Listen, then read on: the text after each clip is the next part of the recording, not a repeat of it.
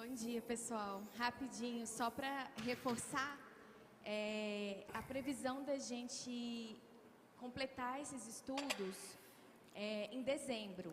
Mais ou menos 3 meses de estudo. E ao final desse estudo, nós vamos ter uma culminância desse projeto, em que as crianças vão fazer uma participação no culto, vão poder demonstrar o que aprenderam. E para isso, eu preciso muito de outra participação de vocês. Após o nosso culto da manhã, a partir de domingo que vem, nosso culto termina até umas 11, 11 e pouquinho, é cedo, é domingo, né? Para evitar que a gente tenha que marcar um outro momento para as crianças retornarem aqui. A Mari, né, que está liderando essa parte musical das crianças, ela vai ensaiar com as crianças esse projeto para as apresentações. Então, assim, após o culto da manhã, os pais, por favor, esperem mais um pouquinho, tá? Para poder as crianças terem a oportunidade de desenvolver essa parte musical, né, sob a liderança da Mari, para poder a gente colocá-los ativamente na participação dos cultos. Vai ser muito legal, tenho certeza. Então, além do nosso Biblicamente à noite, pela manhã, a partir do domingo que vem, os ensaios vão começar após o culto, tá bom? Obrigada. Ok, gente. Votado. E eu espero que a gente tenha boa participação. Dia 29 de setembro vai ser o 5º domingo, né, do mês de setembro. E nós temos 4 meses por ano que nós temos 5 domingos.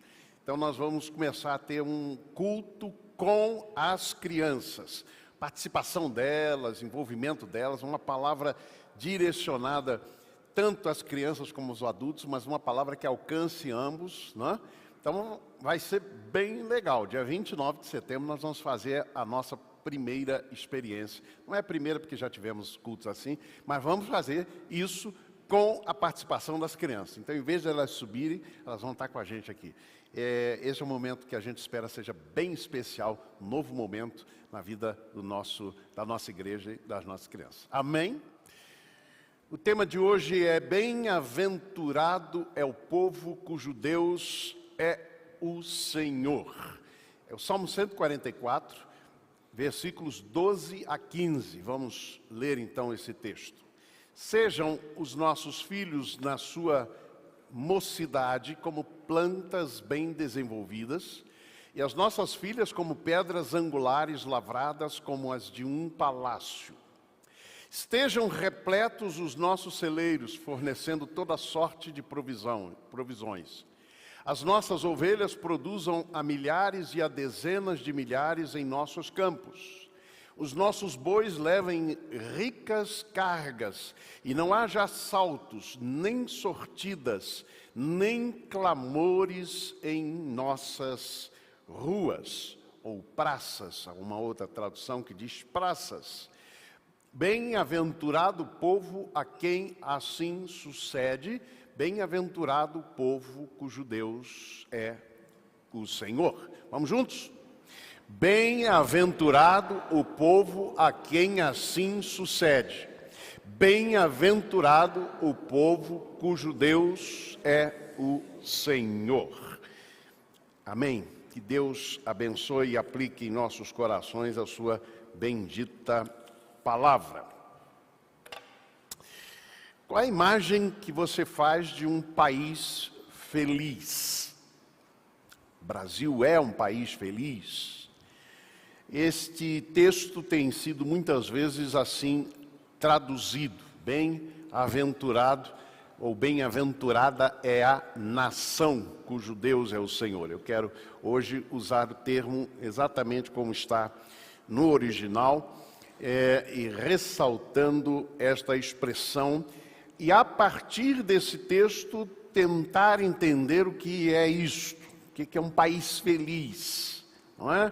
E como é possível alcançar um país feliz. Primeira verdade que aprendo com esse texto é que aqui nós temos as pautas de Davi, aquilo que ele entendia como marcas e como sinais de uma nação feliz, de um povo feliz. São expressões que têm muito e tudo a ver com o seu contexto, com aquele contexto imediato, com aquela realidade. Então, a gente, obviamente, vai tendo percepções meio estranhas, o que afinal de contas, são estas filhas como colunas bem lavradas de um palácio, não é? O que significa, afinal de contas, isso? Vamos rever aqui as expressões. Davi usa a expressão, por exemplo, com referência aos filhos.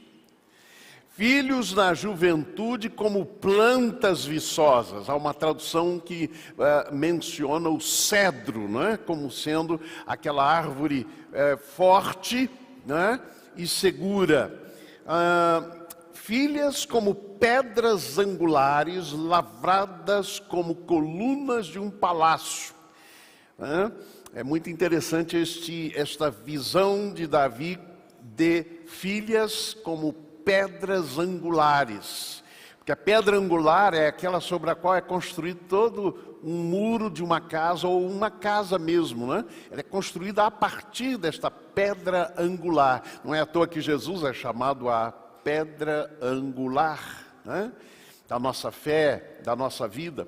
Pois bem, o que Davi queria aqui ressaltar certamente é a ideia de famílias fortes e saudáveis.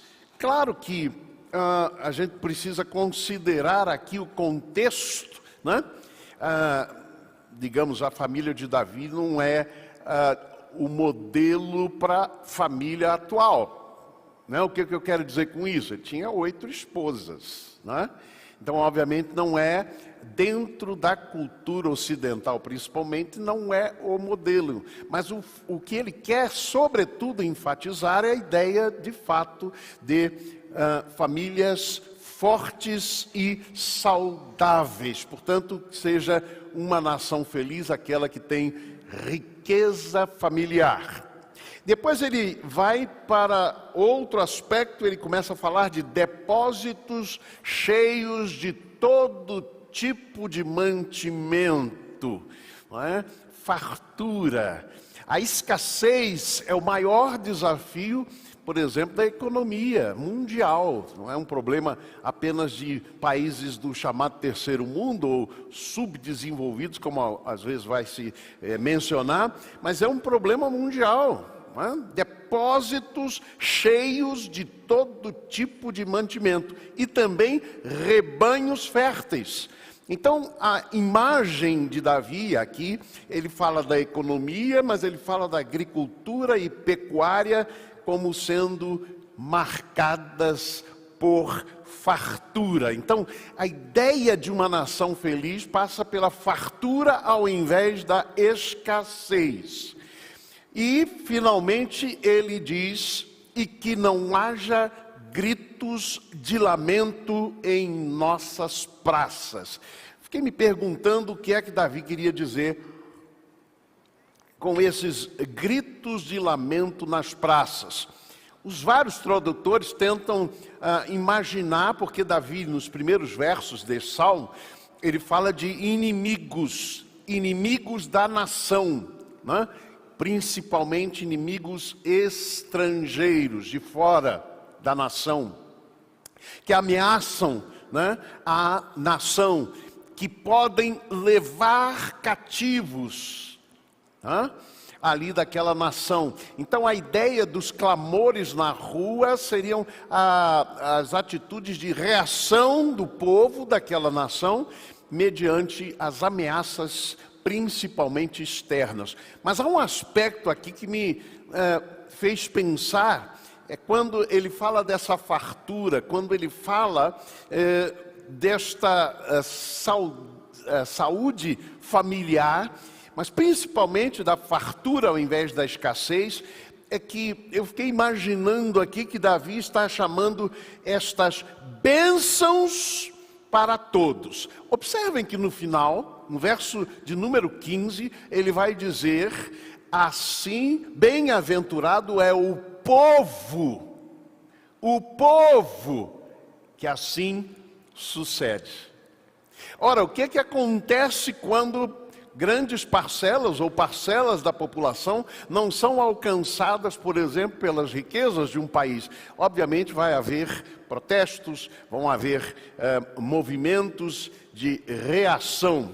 Então, o que Davi pensa sobre uma nação feliz ou uma felicidade nacional está marcada por todos esses aspectos de bênçãos, mas bênçãos que alcancem a todos, não apenas uma parte da população. A segunda verdade que me chamou muito a atenção aqui, irmãos, é que a felicidade da nação, neste conceito aqui do salmista, não é realizada pela via judicial, nem é realizada pela via política, mas pela via teológica. Pela via teológica. Bem-aventurado, ou, traduzindo, feliz o povo a quem assim sucede. Sim, feliz é o povo cujo Deus é o Senhor. Então, a via teológica, ela acaba trazendo todas estas bênçãos em todos os setores.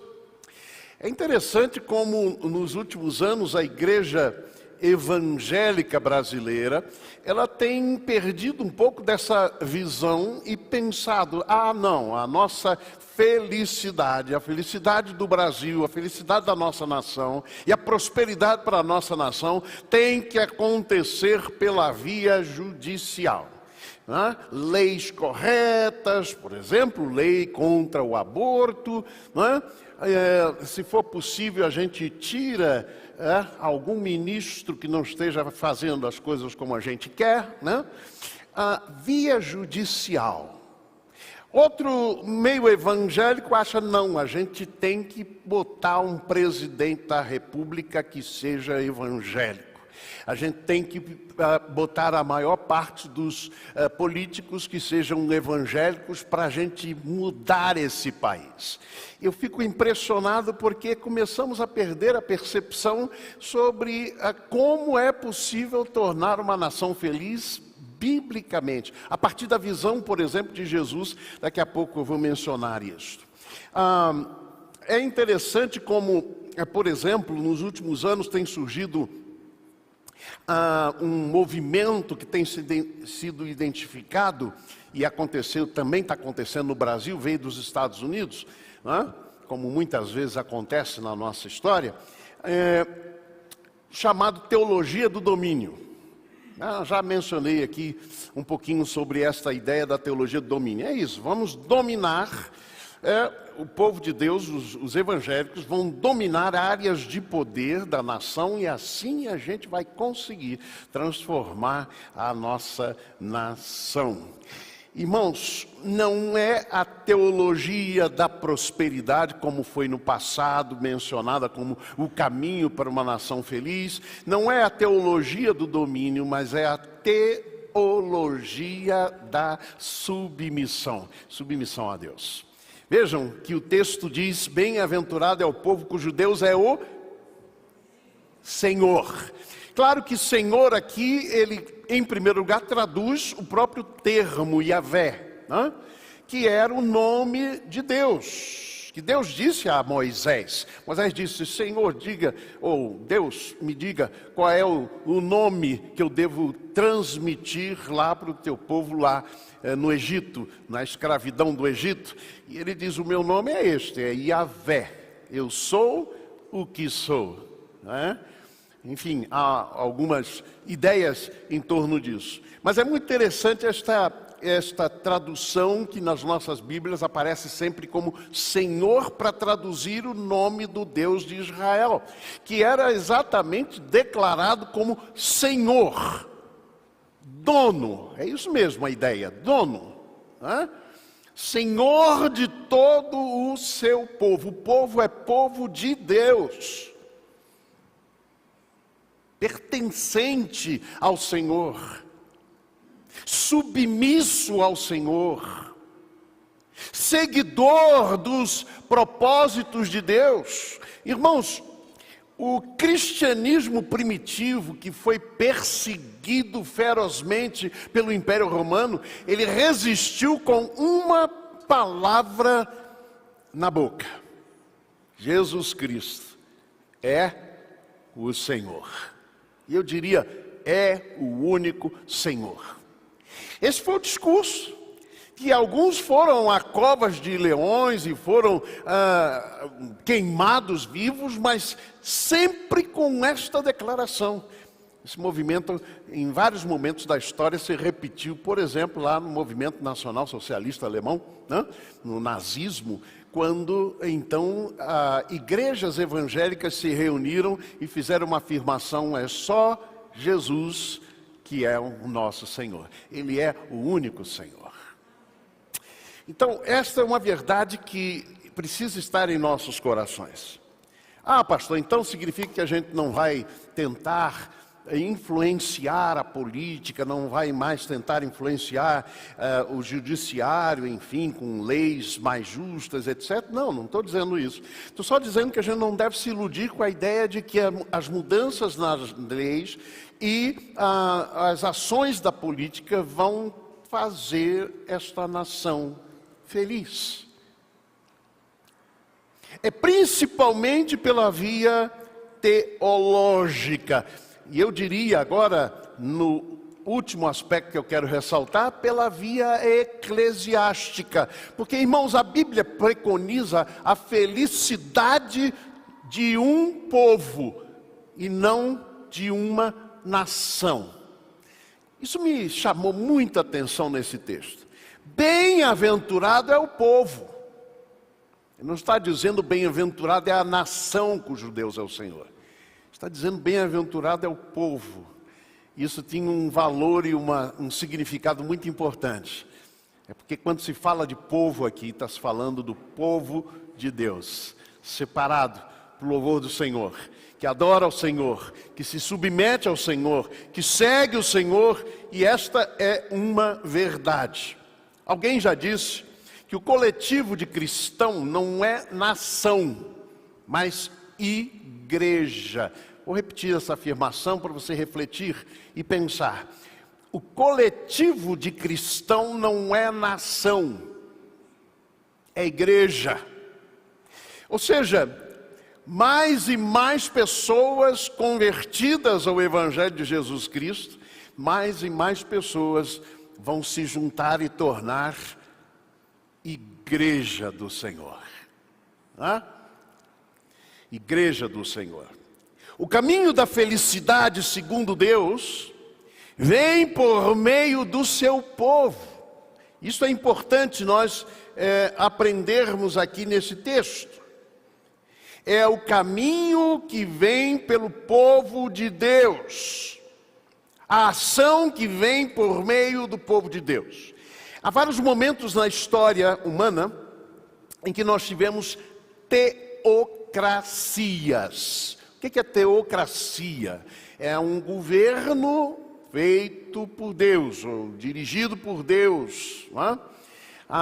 Isso foi realizado, de certo modo, e em parte, aqui em Israel, no Israel bíblico.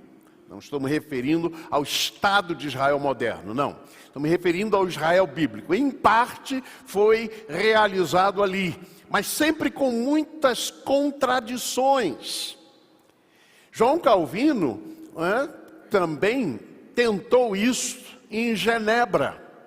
De certo modo, impor um governo evangélico, digamos, da teologia reformada. Não deu certo. Depois pelos anabatistas também, mais ou menos aí do século XVI, XVII. E foi um desastre. Foi em Münster, porque quando os evangélicos, os anabatistas, eles não são necessariamente antecessores dos batistas, historicamente falando, tá? Eles eram chamados de anabatistas, porque eles resolveram se rebatizar a partir do momento que confessavam a Jesus. Então não valia mais o batismo infantil, como criança, mas tinham que fazer a confissão e, mediante a confissão, rebatizados. Por imersão, inclusive. Então, por isso, alguns confundem que os anabatistas tinham a ver com os batistas. Os batistas vão surgir realmente como grupo, século XVII, lá na Inglaterra. Os anabatistas aqui tentaram impor um governo teocrático, claro, passando por eles, pelo domínio deles, a partir, na cidade de Münster, na Alemanha. E foi um desastre, irmãos. Durou quase um ano esse governo. E o que acontecia é que eles começaram a se tornar, não tolerantes com quem não professasse a mesma fé. Isso significava morte para quem não professasse a mesma fé. O que aconteceu foi que no final todos foram mortos. Todos foram mortos, os anabatistas ali de Münster. Então o que a gente percebe é que esta ideia de uma teocracia na terra, ela não tem respaldo, creio eu, não tem respaldo bíblico, porque a ideia aqui do caminho da felicidade não é pela nação, mas o caminho da felicidade passa por povo de Deus separado e vivendo os valores do Evangelho. Isso é muito importante. O caminho da felicidade, segundo Deus, passa e vem pelo seu povo. Por isso é que eu disse que não é a via política, não é a via judicial, é a via teológica e é a via eclesiástica. Quando Jesus fala e prega o seu sermão da montanha, ele está falando de uma comunidade que seria exemplo para toda a sociedade. Vamos lembrar aqui uma das expressões desta palavra de Jesus, ali em Mateus capítulo 5, versículos 13 a 16. Vós sois o sal da terra.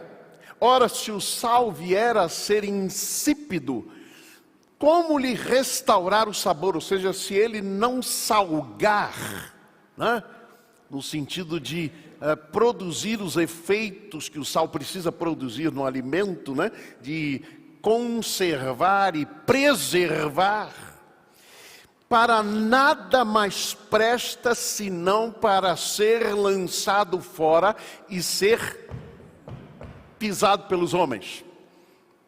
Ser pisado pelos homens. Vós sois a luz do mundo.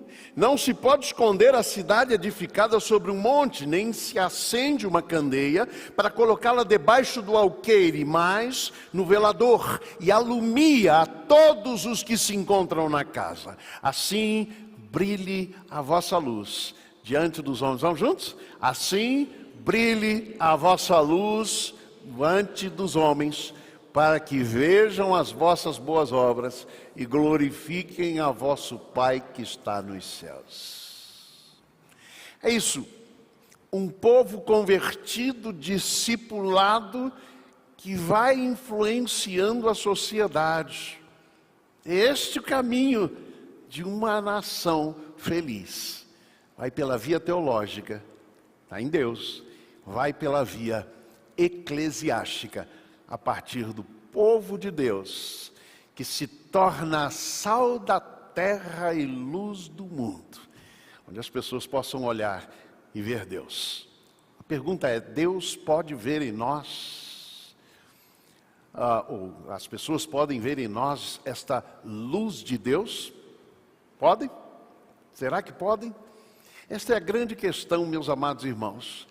O nosso desejo de que a nossa nação seja uma nação feliz, que a gente possa ter esta consciência, que a partir da nossa vida como sal da terra e luz do mundo, as pessoas possam olhar para nós, glorificar o Pai Celestial, e assim nós teremos, realmente, uma nação feliz. João Alexandre conhecido de todos nós aqui, principalmente os mais jovens, né? Ele canta uma canção que é lindíssima, que se chama Para Cima, Brasil. E ele diz assim nessa canção: como será o futuro do nosso país? Surge a pergunta no olhar e na alma do povo. E aí no estribilho ele vai dizer assim: Brasil, olha para cima, existe uma chance de ser novamente feliz. Brasil, há uma esperança. Volta teus olhos para Deus, justo juiz. Amém? Que a gente possa, através das nossas vidas, através do nosso testemunho efetivo e eficaz, que a gente possa fazer com que as pessoas olhem para Deus, olhem para o alto e encontrem em Deus a sua esperança. Que Deus nos abençoe.